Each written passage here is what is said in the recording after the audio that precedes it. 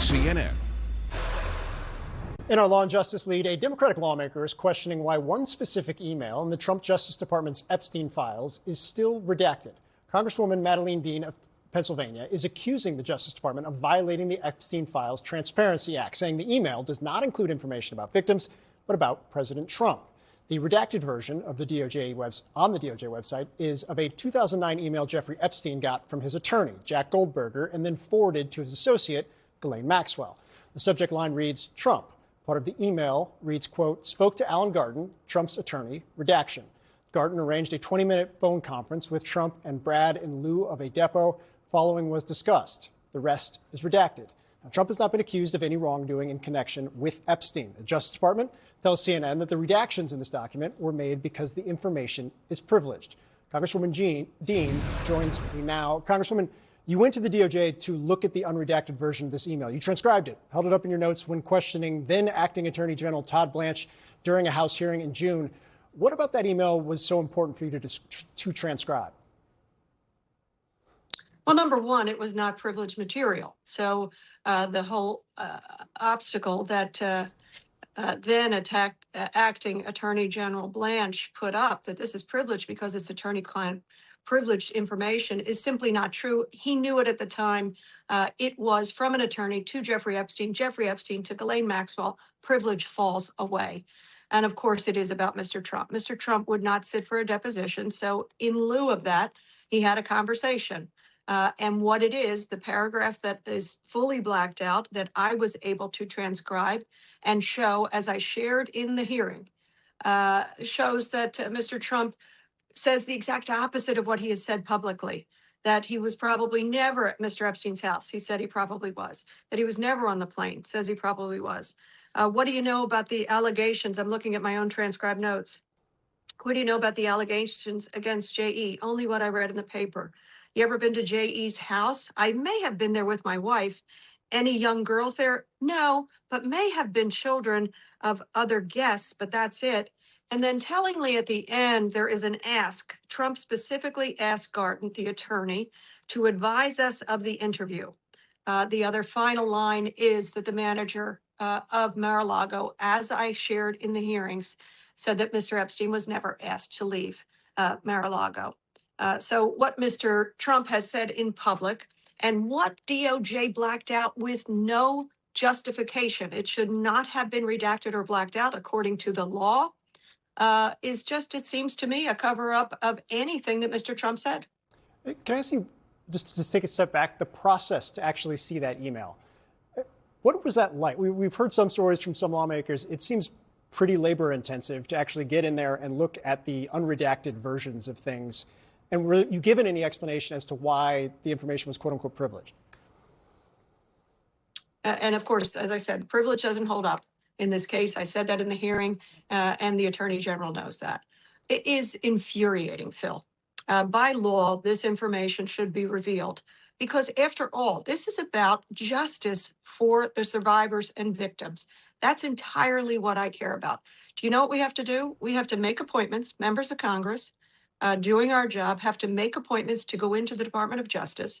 I go in with a fully prepared notebook because it's millions of files to decide what are the most relevant for me to take a look at in the time that I have.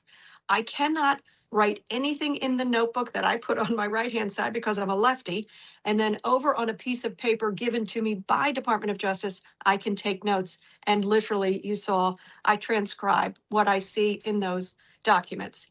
It's infuriating. This research, this investigation has been done by many talented people. I think it must be very upsetting to the people in the room. There's literally a counsel for Department of Justice in the room. I couldn't take, of course, any kind of electronics, no iPad, no iPhone, no smartwatches. And so I have to rely upon my quick writing down of whatever I can see.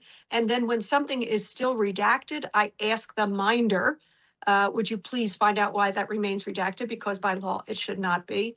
It's an infuriating process, and it is very intentional to make sure we don't get at the information. Interesting that when Mr. Trump's name appears tens of thousands of times, we can't get at the information. One of the questions I've had throughout the kind of statutory complications, which is probably being too kind, the inability to comply with what's in the actual law itself, and the many questions that have come up around that is what's the recourse here? What do you see as the recourse here going forward, especially if Democrats are in the majority next term?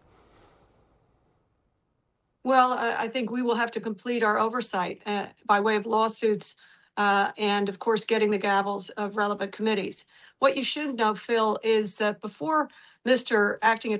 Then Acting Attorney Todd Blanche came before the Appropriations Committee, he actually invited me and my Chief of Staff and Comms Director to a reception at Department of Justice. I took advantage of that invitation and went in, had the chance to have a simple conversation with him first about Philadelphia cheesesteaks and sports teams. But then I asked him specifically, person to person, face to face. I want to take the measure of the man. And I asked him specifically, number one, when will you redact all of the personal identifying information? And I said this also in the hearing. And he said, well, we have. And of course, they hadn't. And then he very defensively said, well, if we get information, we would redact it within 20 minutes. Then I said, when are you going to release the remaining 4 million files? He said, there'll be no more releases. Everything else is a duplication or another guy named Epstein, which made absolutely no sense to me, seems quite incredulous.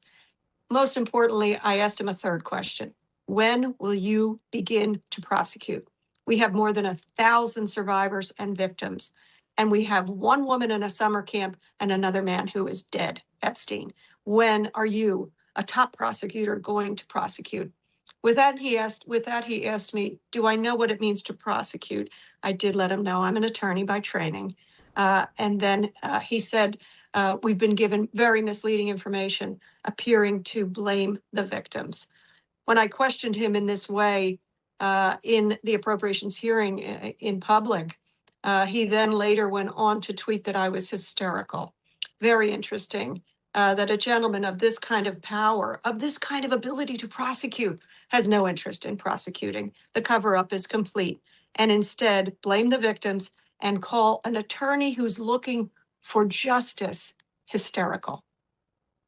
People owe more to these victims. If we've learned nothing else, I think that's certainly the case. Democratic Congresswoman Madeleine Dean of Pennsylvania, appreciate your time. Thank you. Thank you for staying on this.